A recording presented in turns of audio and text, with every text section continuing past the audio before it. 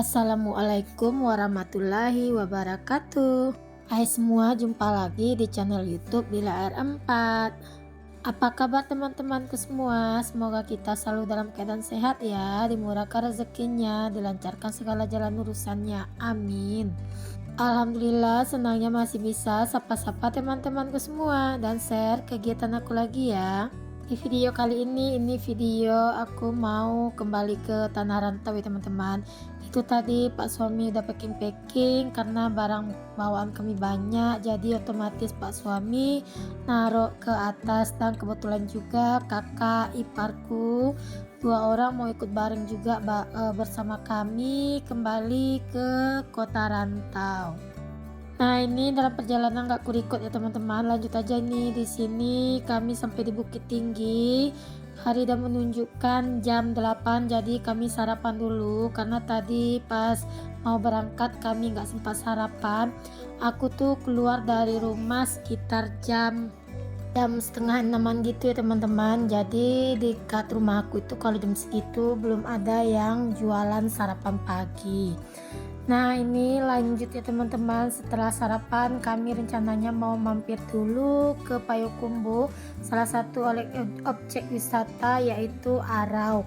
Nah, sebelum masuk tadi kami bayar tiket masuk. Di sini harga tiket masuknya itu satu orang 20.000 ya teman-teman, hitungannya itu per kepala kecuali anak kecil seperti adik Rafiq. Nah, ini kami sampai di Harau Valley-nya. Di sini nih ada Waterva. Ini objek wisata terbaru di Harau ini teman-teman, tapi kami nggak turun karena cuacanya begitu panas dan terik sekali mataharinya. Anak-anak ditawarin juga, dia nggak mau berenang atau nggak mau turun gitu teman-teman, katanya panas. Dan untuk itu kami lanjut aja lagi menelusuri objek wisata ini. Nah, di sini banyak sekali villa-villanya ya teman-teman.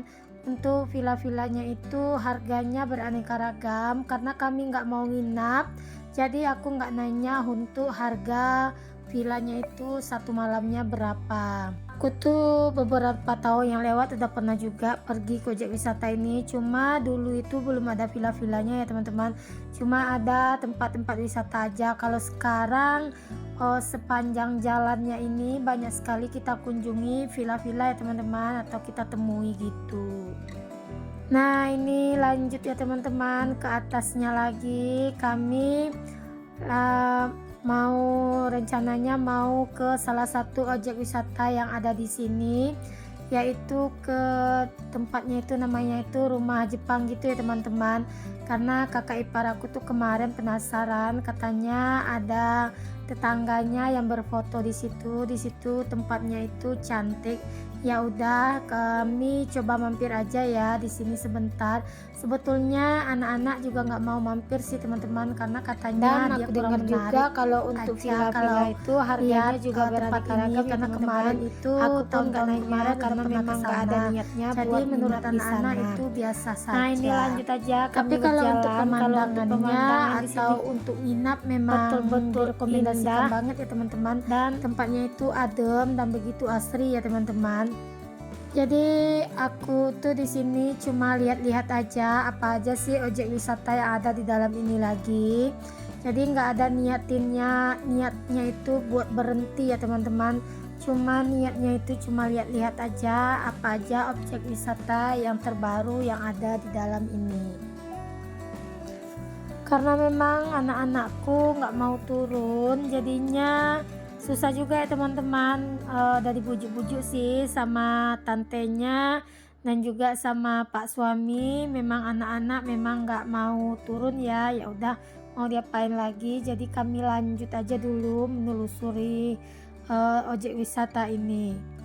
Nah, ini tempatnya itu di daerah bukit gitu ya teman-teman, pergunungan, dan juga airnya itu banyak air mancur gitu ya teman-teman.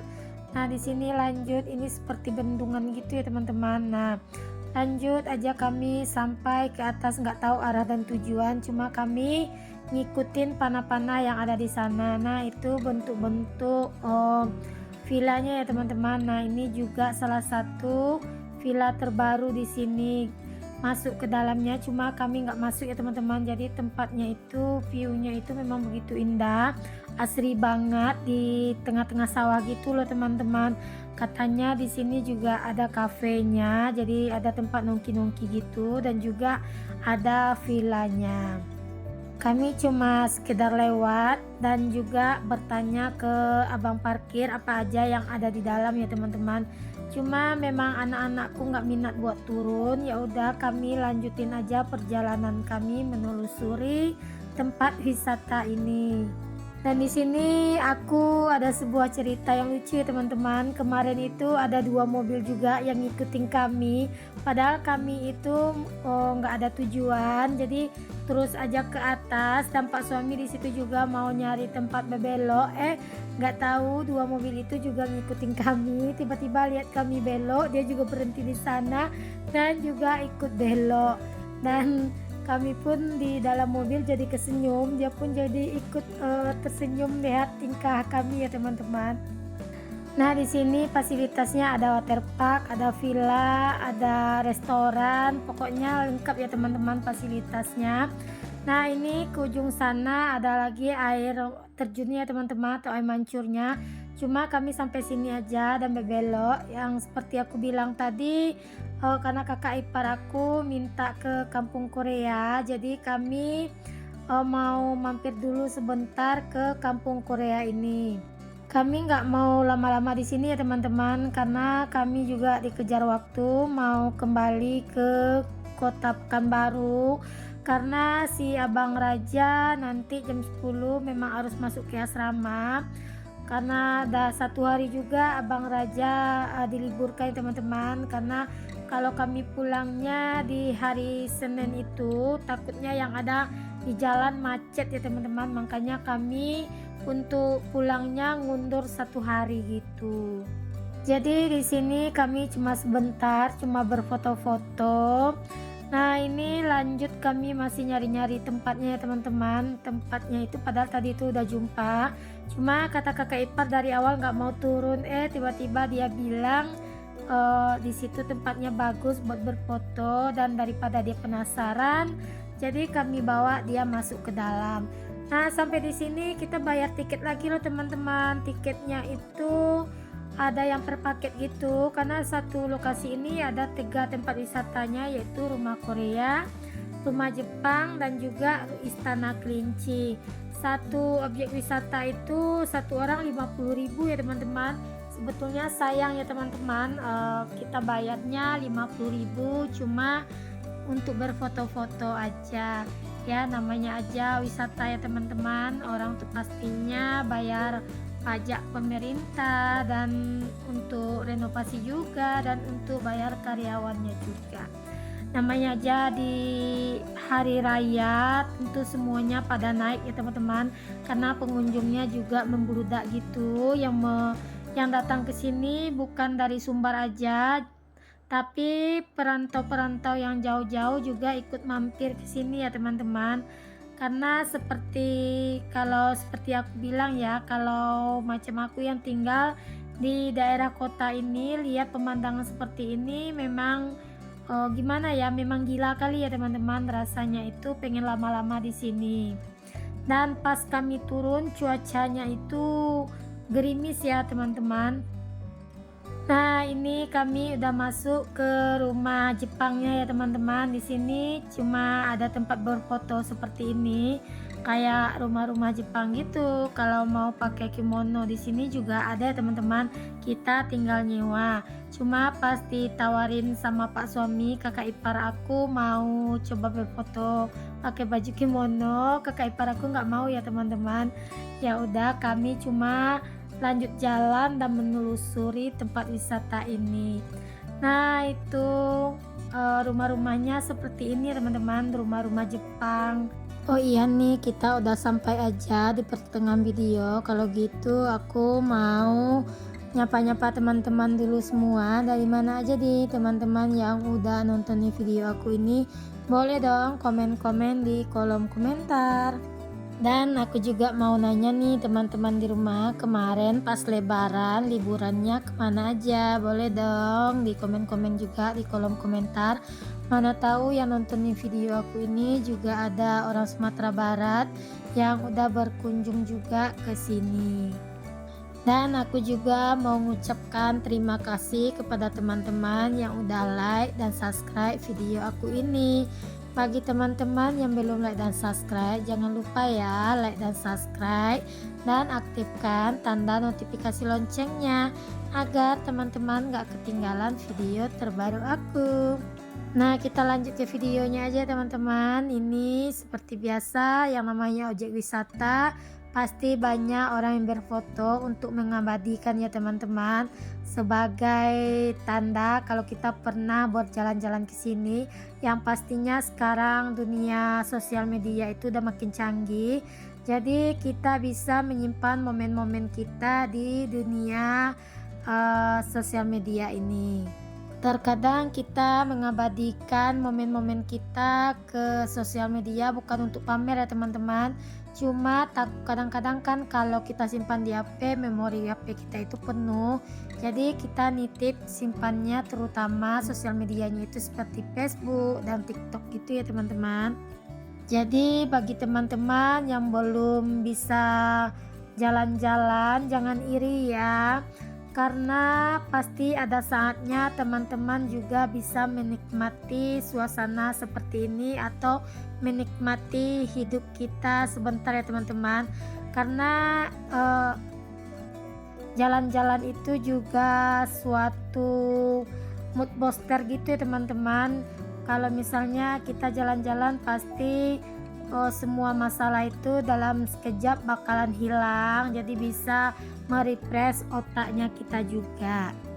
Sama dengan HP otak kita ini ya teman-teman, kalau memorinya penuh itu dia pasti bakalan lelet, lambat, jadinya harus kita refresh. Begitu juga dengan hidup kita, kalau terlalu banyak masalah atau beban di kepala, biar kita nggak mumet, jadi kita bawa jalan-jalan dulu keluar rumah seperti ini ya teman-teman.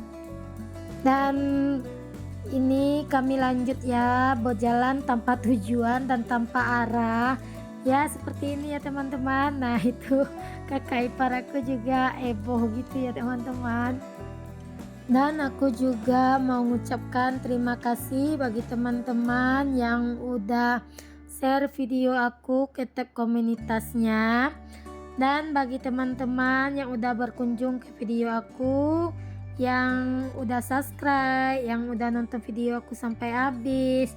Dan jangan lupa ya tinggalkan jejak di kolom komentar, nanti aku bakalan berkunjung ke video teman-teman juga. Nah ternyata dari awal aku rupanya salah ya teman-teman, aku bilangnya rumah Jepang, gak taunya rumah Korea gitu, karena tulisannya Seoul gitu. Kalau Seoul gitu artinya Korea ya teman-teman. Aku kira pak suami beli yang rumah Jepang gitu, ternyata enggak untuk tiketnya. Karena di satu tempat itu ada 3 lokasi seperti aku bilang tadi, rumah kelinci, rumah Jepang, dan rumah Korea. Nah di sini juga ada ikan ya teman-teman, ikannya di sini juga besar-besar, sepertinya ini ikan nila dan juga ikan emas. Nah ini kami makan dulu ya teman-teman. Tadi itu kami keluar dari objek wisata itu jam 12 siang dan orang pun udah azan, jadi kami berhenti dulu untuk makan siang dan juga untuk sholat zuhur. Seperti biasa kalau aku dari kota Pekanbaru, maksudnya dari Sumbar menuju daerah kota Pekanbaru, aku selalu makan di nasi kapau ini. Nasi kapau ini untuk menu-menunya itu cocok ya teman-teman, di lidahnya suami, di lidahnya anak-anak, dan juga di lidahnya aku. Karena kalau di tempat-tempat lain menurutku nggak selera gitu buat makan ya teman-teman. Kalau di sini nggak ketinggalan untuk kerupuak jange berkuah gitu ya teman-teman. Nah di sini favoritnya anak-anak. Kalau nasi kapau itu hidangannya seperti ini. Kalau untuk lauknya atau ikannya kita milih sendiri ya. Nah ini kami lanjut perjalanan setelah makan. Ini salah satu ikon kebanggaan orang Sumatera Barat ya teman-teman, yaitu Kelok 9, jalan yang diresmikan oleh Pak SBY. Nah ini kalau dulunya lewat di sini nih otomatisnya mabuk gitu ya teman-teman, karena jalannya itu berliku-liku. Kalau jalan yang baru sekarang ini jalannya itu nggak terlalu berliku-liku. Nah, ini kami juga udah memasukin tol Kampar ya teman-teman. Alhamdulillah semenjak ada tol ini, Pekanbaru Sumbar itu nggak terlalu jauh ya teman-teman. Apalagi nanti kalau udah selesai pembangunannya sampai ke Padang, mungkin yang tadinya 6 atau 7 jam bisa jarak tempuhnya jadi 3 atau 2 jaman aja. Bersyukur banget loh teman-teman bisa dibangun tol ini, karena mempersingkat waktu kami untuk pulang ke Sumatera Barat. Yang perhitungan sebetulnya itu kami masuknya itu sekitaran jam 10 malam. Alhamdulillah ini maghrib kami udah sampai. Assalamualaikum, see you.